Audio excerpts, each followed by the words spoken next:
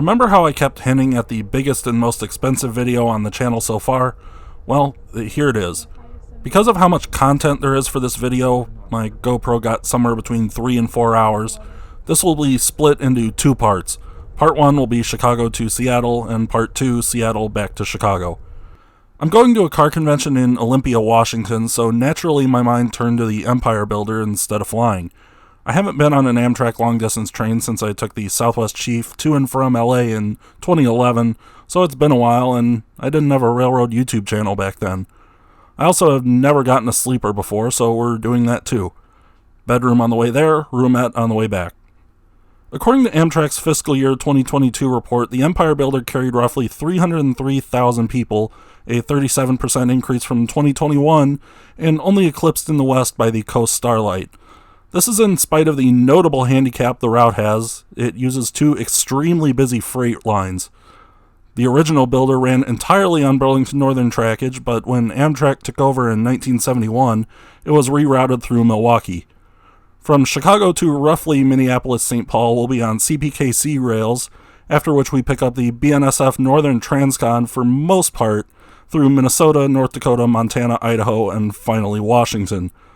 CPKC trains include Intermodals 148, 149, Manifest 246, 247, 248, 249, and 254, 255, a slew of bulk trains that run semi-regularly like 546 and 547, and then once we get past La Crosse on the River Sub, add in Manifest 260, 261, which sometimes runs multiple sections per day, and 576, 577, which, again, runs fairly regularly.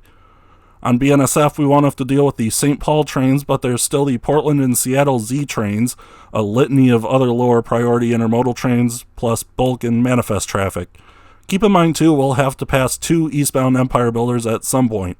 Delays are pretty likely, we just have to hope they aren't too horrible. It's morning of departure, and since we have access to the Metropolitan Lounge, we're going down super early to take advantage. We'll start off taking the Milwaukee District West down from Schaumburg, but you've seen that on the channel before, so I'll skip it. However, the day starts off poorly as BNSF puts 11 cars on the ground in Minnesota overnight, which halted the builder in both directions, but hopefully they'll have it cleaned up before we get there. Off to a great start. Passing Bensenville, I see Sioux 4448 switching the F yard, and a 247 coming towards Frankel Park West for headroom to double up.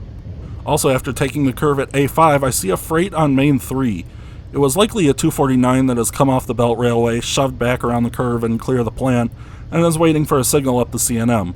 So for all those who have told me that 249 does that sometimes, I now have seen it for myself. I had actually seen it on a TCS monitor before, but seeing with your own eyes is different. Anyway, we got to Union Station a little before noon and got our suitcases checked, then headed to the Metropolitan Lounge. I didn't get any video on the lounge because it was very crowded and that would have been kind of weird. The lounge couches definitely beat the hardwood benches of the Great Hall and the half-broken plastic benches in the regular Amtrak waiting area. Free snack food and drinks are available, and one of the big screens had Game Show Network on, which I'm a sucker for game shows and they're very good at killing time. We haven't heard anything about a delay, so we can expect to start boarding about 2:35. Sleepers actually board out of the Metropolitan Lounge. We board and at the stroke of 3:05 leave on a clear.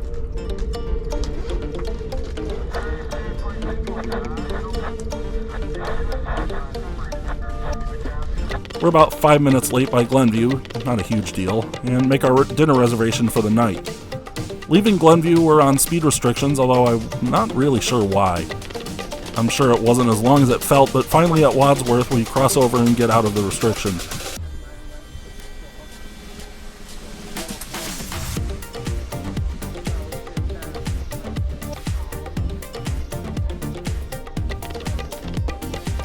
After Milwaukee, we pass some Manifest, and then not long after 149.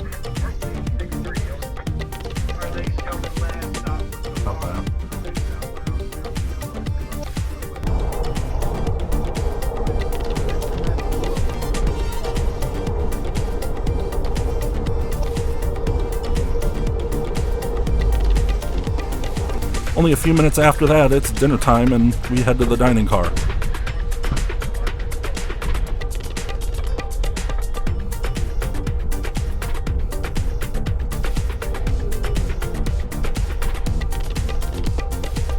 After a fantastic steak, I take a bit of a nap, and it's getting dark as we roll into La Crosse.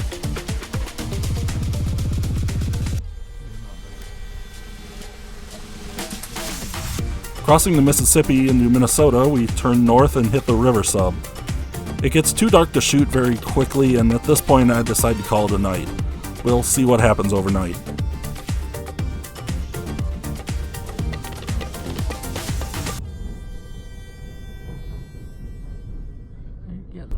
It's a cloudy and somewhat hazy morning in North Dakota. Overnight wasn't too eventful. We've been consistently running about 40 to 45 minutes late.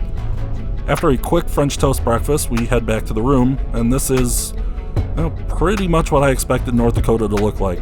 I've actually never been west of Minneapolis in Minnesota and never in any of these states, so this is all new to me.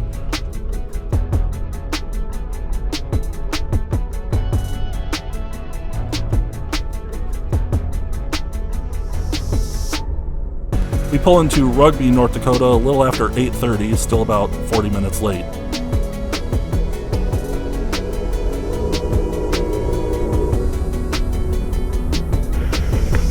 Amtrak, 5 cars. And 4 to go.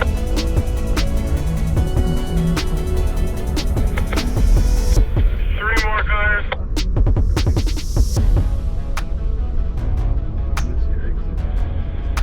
2 to go.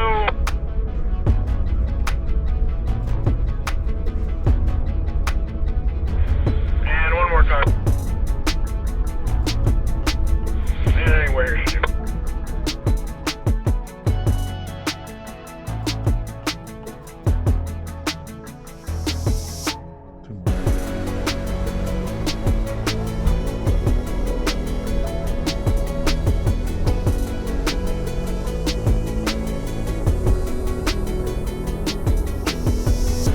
Next up is Minot. Minot is a refuel, inspection, and recrew point, so this will be a little longer stop.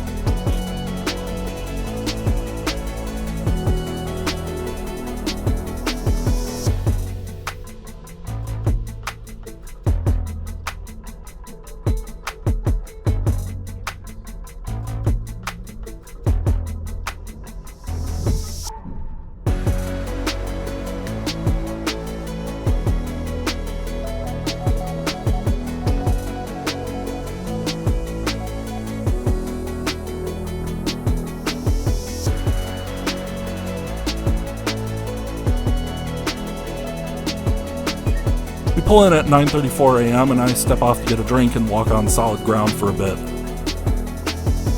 We make up some more time and leave Minot about 10:23, still about a half hour late.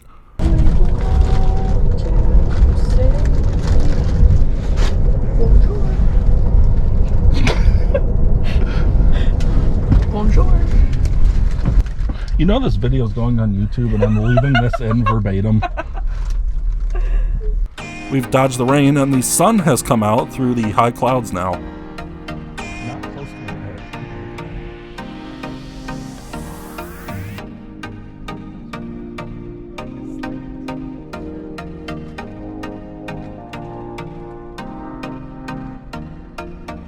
We're making up good time now and pull into Williston, the last stop in North Dakota, roughly 20 minutes late.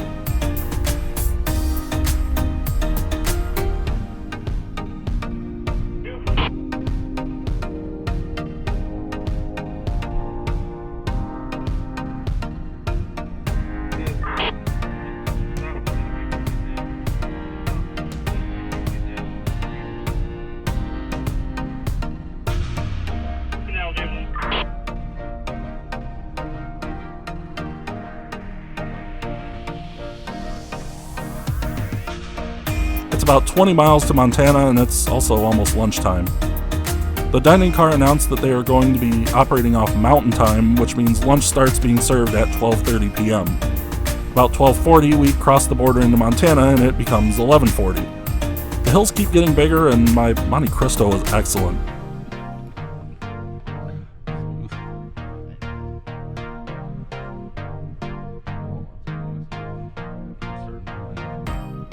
As we pull into Wolf Point, an eastbound Z train is waiting in the siding. It had UPS trailers, but only a handful, so it might have been ZPTL CHC. I was forced to play a game in the observation car, so I didn't get video of it. Coming into Glasgow, it starts pouring rain, and again, no video of this one. We head back to the room about 3:15, and we're following a westbound stack train which pulls into a siding for us. With the Rocky Mountains in the distance, we head towards Havre and the High Line. If you've played Train Simulator, you've probably played this route. Our first stop at Havre is for refueling, followed by the actual station stop. They tell us we're trying to make up time, so this will be an abbreviated fresh air stop, and don't be left behind. We highball at 4:42, just under a half hour late still. Consistent. I'm not sure what this westbound stack train was, but it looked like a high Q.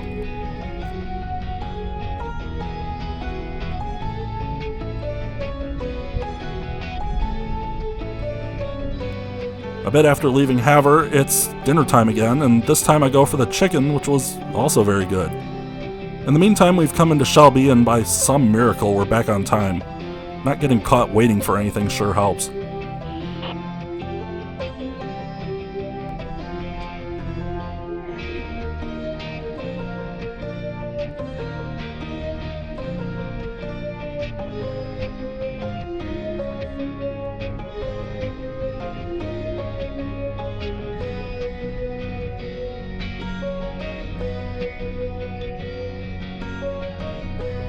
Rolling into Cut Bank, there's a grain hopper on its side, which I didn't see in time to get on camera.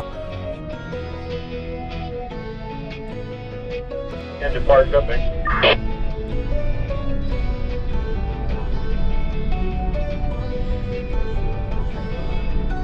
Clear, over. Clear.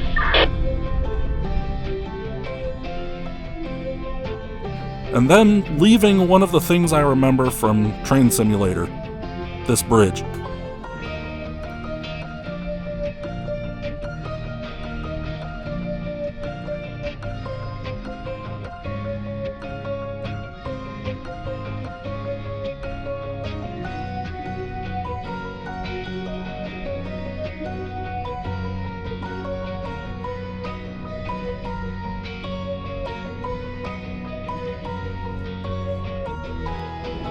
Coming through Browning, we pass a Lorem train, and despite the smoky air, the mountains are getting clearer and closer.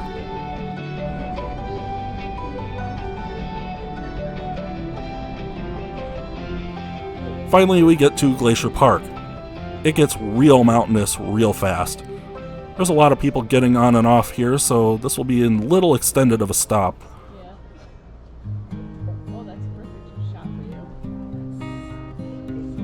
The sun goes down as we weave around up, over, and down Marias Pass. We hang out in the Sightseer Lounge for a while playing cards and then head to bed. By morning, the lounge will be gone. The dorm car, the first two sleepers, the diner, and one coach is our train 7 to Seattle, while everything else becomes 27 to Portland, with the two splitting in the middle of the night at Spokane.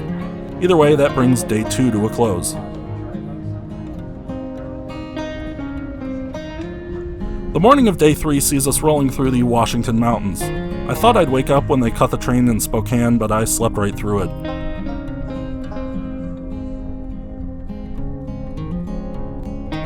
As the sun rises, we've been rolling exactly on time, and the first stop we make when I'm awake is Wenatchee, a couple minutes early.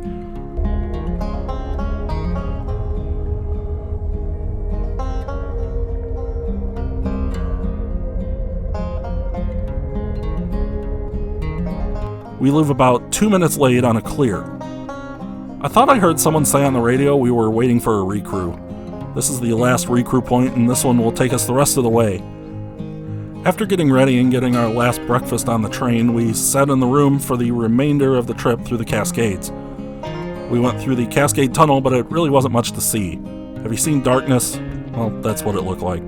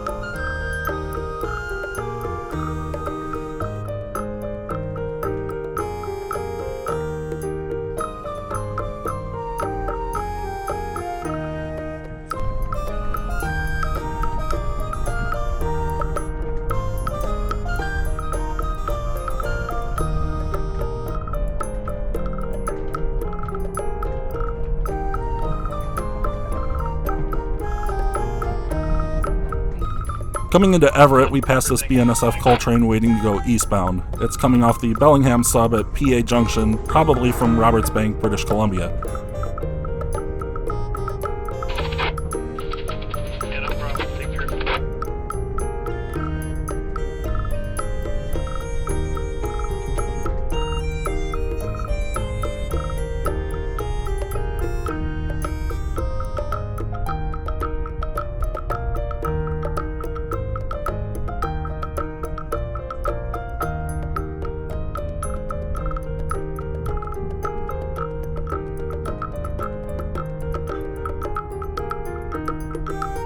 We pull out of Everett 2 minutes early. Turning along the Puget Sound, we see an intermodal facility, and wow, that is a lot of JB Hunt cans.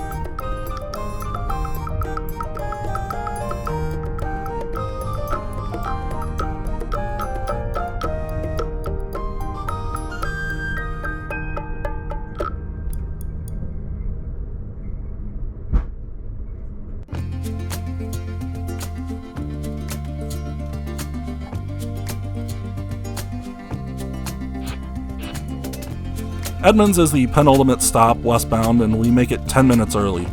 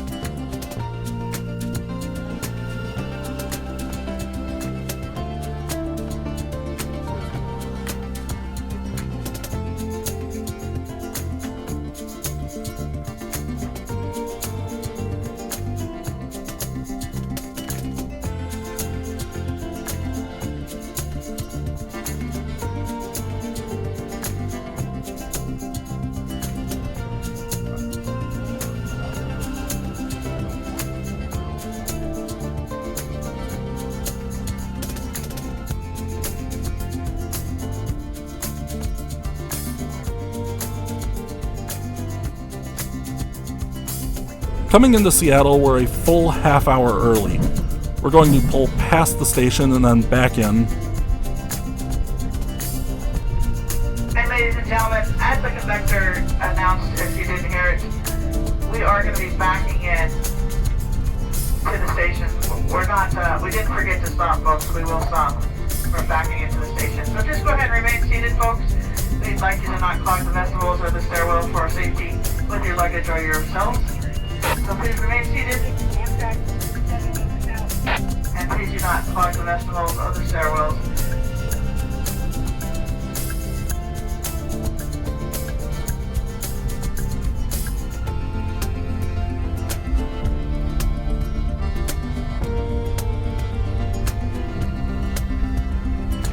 But, of course, the switches aren't cooperating.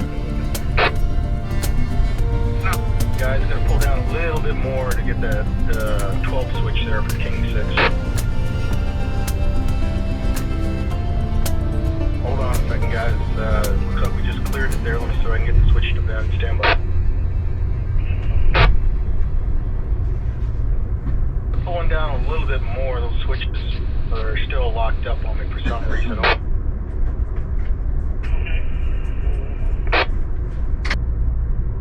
Amtrak 55 has permission on a change direction in Atlantic King Street.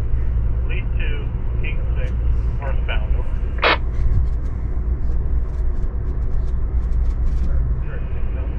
55, Amtrak 7.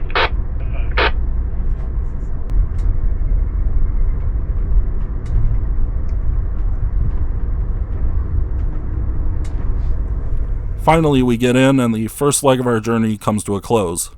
I spent a lot of time outside a room, so the return trip will have much more video to it. You can catch that video in about 2 weeks. You can follow me on Instagram and read the blog. Links are in the video description below. Until next time, I'm Tyler, and thank you for watching the Northeastern Illinois Railfan YouTube channel.